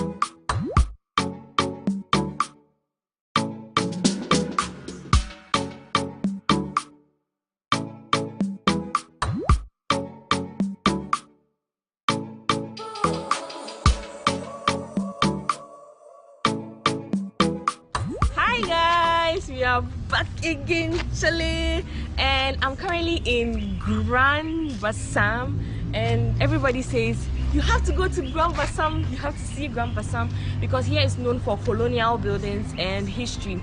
I'm super excited. I'm currently here at Musi National du Costume, which is one of the places you must see here in Côte d'Ivoire, here in Grand Bassam. I'm super excited. Today is going to be like a tour. I have like 24 hours, no, less than 24 hours, because I already slept for 8 hours. So I have less than 6 hours to explore this town before leaving back to Abidjan. And of course, you are coming along. So let's see what's in here. I'm super excited. You guys are coming along. Let's go. Let's see what they have.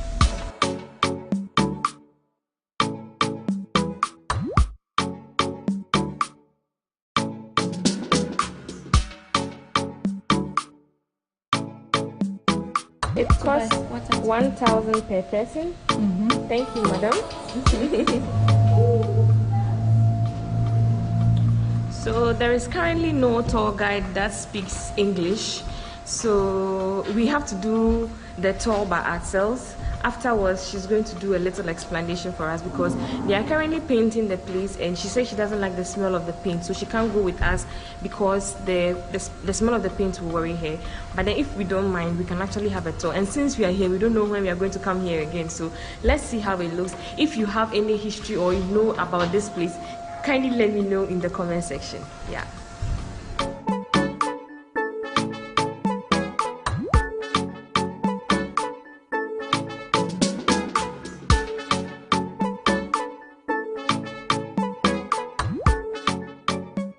The Musi National du Costume was built as a palace in 1892 by the colonial rulers at the time.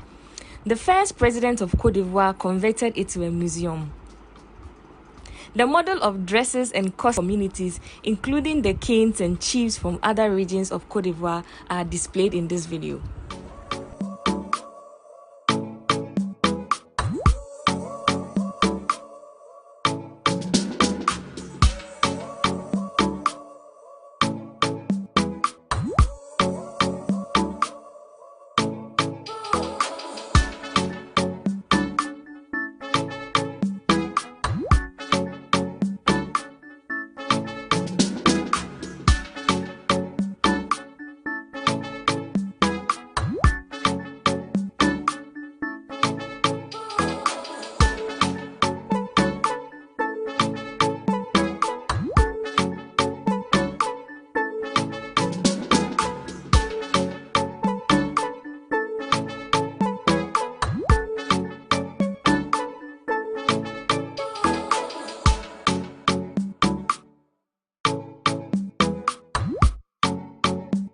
Let's see what they have upstairs.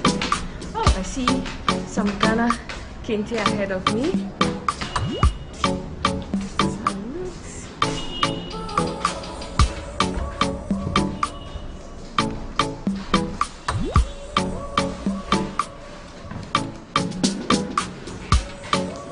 Oh, this is the Ghana kente.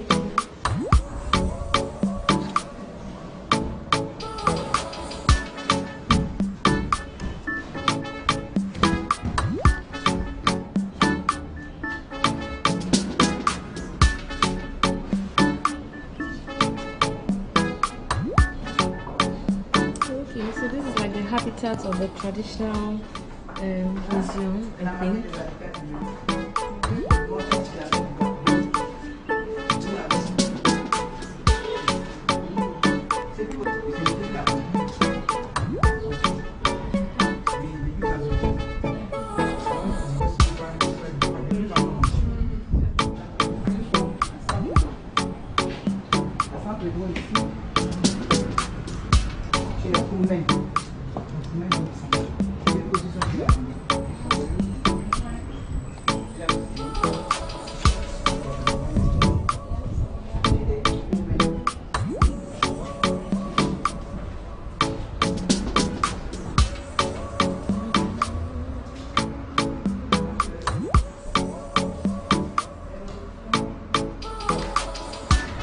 I don't know if this is how they used to dress, but this outfit is so pretty. Like this It's very nice. I don't know what it means, but then, yeah, if you guys know what it means, please let me know in the comment section.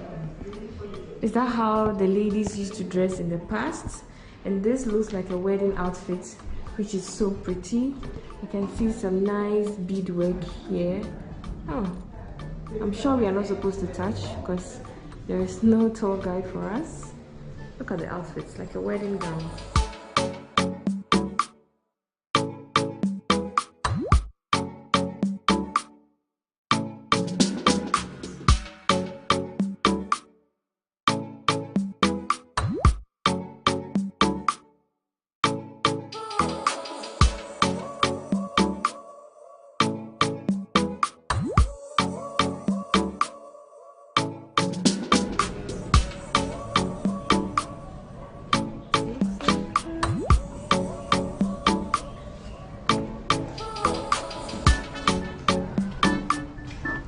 So this is something I have seen before in the Volta region. It's used to catch crabs and it's also used to catch lobsters. I don't know if it's the same use here.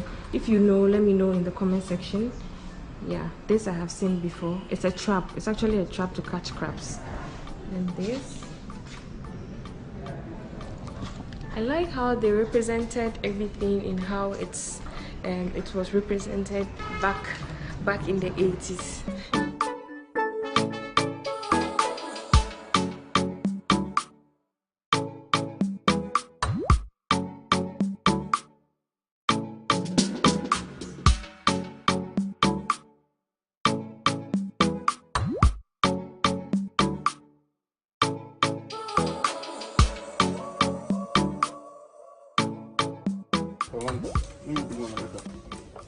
I'm sure all the Ghanaians will know this game. It's properly called Owari here. How do you call it in your country? How do you call it in here? Monsieur, this, how do you call it here? Sao. This one? Awale. Hey, we call it Owari. We call it Owari. In Ghana. Owari. Small. I see. So they're like, it's very similar to that of Ghana. Awale. Awale. Thank you.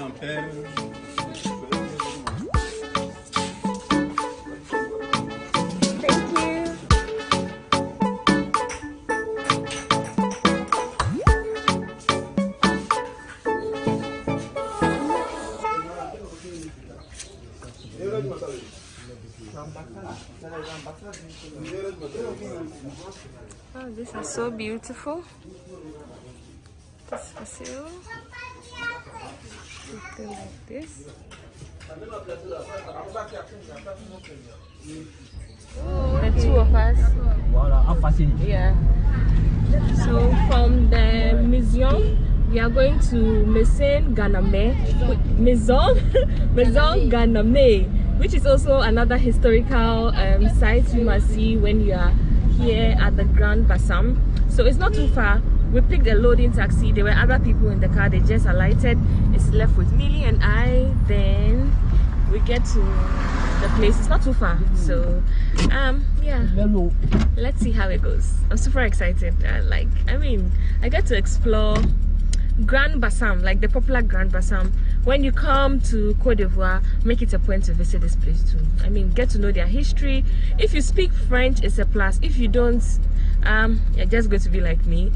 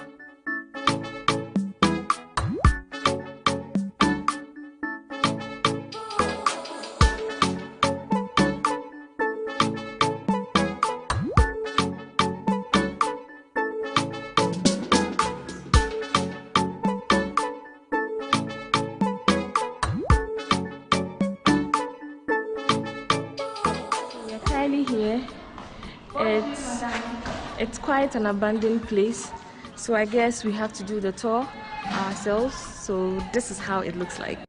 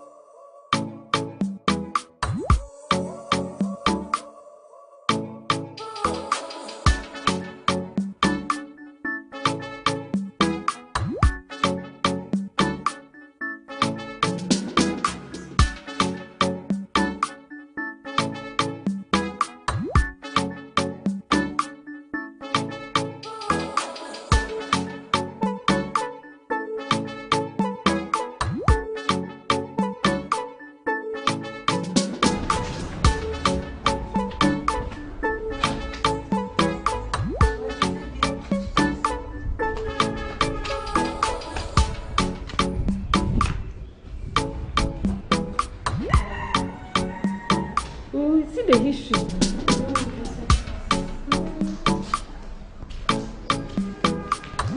So it's quite an abandoned place, but then since it's one of the most historical places here, it's a must to see when you come. Yeah. This is very scary, like you're so close everywhere. This is the building from this side. Yeah, this is how it looks like from here.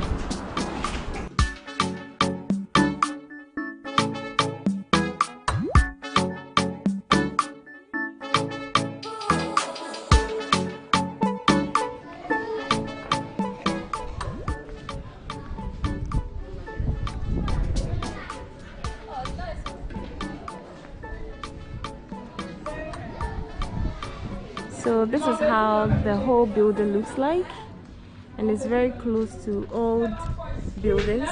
So we're here to take some pictures. Hi Lily! Hello! Yeah, if you want to see the beauty of Mili, please go to her Instagram. Yeah, at Miliwomorr, MLIWOMORRR. So yeah, we're here to take some pictures. Let me just fly the drone for you to see how it looks like from the top. Then we are going to leave here to our next destination.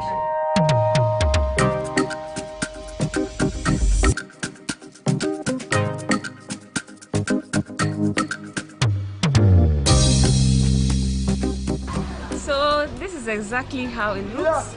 We are going to, it's quite abandoned. You don't have to pay, you just have to just look at it and know the historical. Guys, do you guys know this tree? From almost everybody who takes picture here, the tree is always green. But if you tell, the root is from the tree.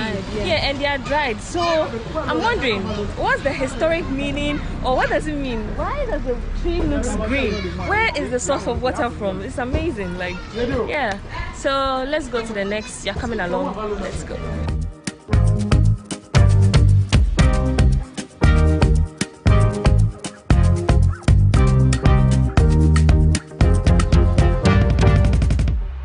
To Côte d'Ivoire, we've been enjoying orange, right?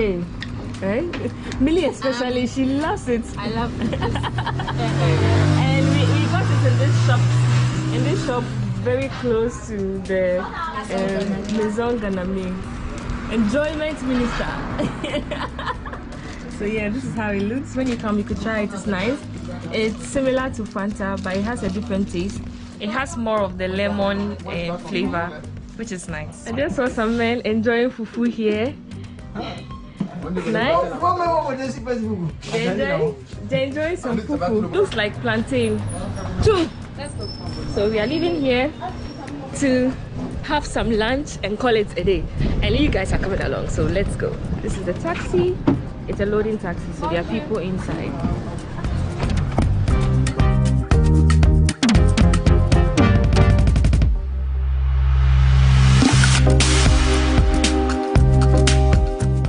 So we are finally come to have lunch at Coco Girl. This is how it looks like.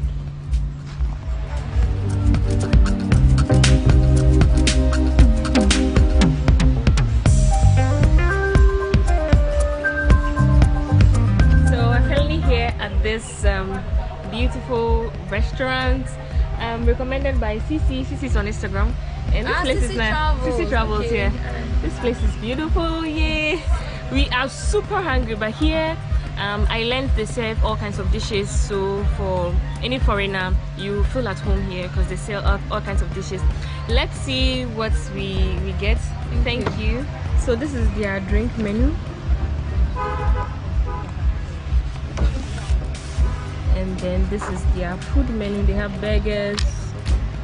It's called Coco Grill. Poulet, poisson, and yam. What's yam? Yam and aloko, plantain, yam. That's riz. What you're ordering. Riz, yeah, rice. They don't have rice, so poisson, poulet, aloko. And then she's having aloko, and I'm having yam chips. Yam chips together. Put it together, yeah. So yeah. Chicken poulet, poisson, aloko. So far so good. Our French is going well. If you've been following my Côte d'Ivoire video so far, you realize that since I came and now I've been doing amazing. If you haven't, please go back and watch my videos.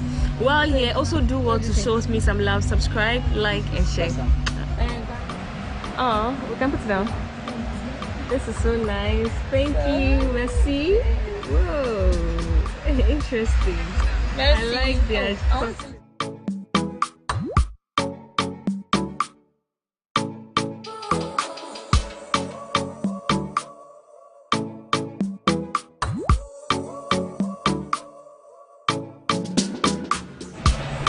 The first food is here. Oh, this looks good. Thank you.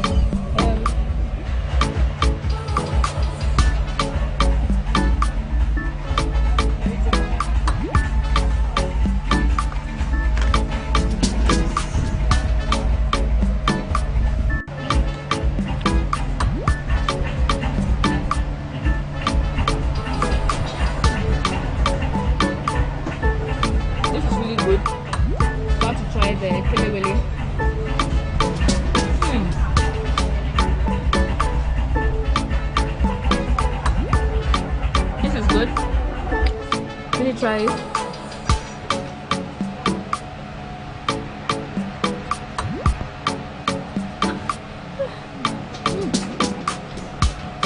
I think this is going to be our best meal. So this is how much we spent at the Coco Grill. This is quite expensive, 27,500. We spent almost 27,500 on food, which is very close to $1, except for $50, yeah, which is very close to $50. So we just had lunch. It's quite expensive, but then since we came, we've not really had an expensive meal, so I think it's fine.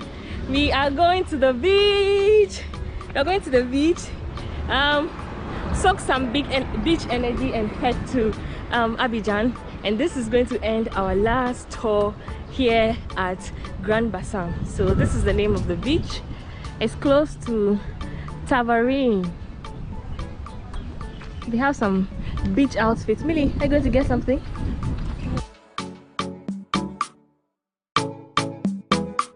The beach is way ahead.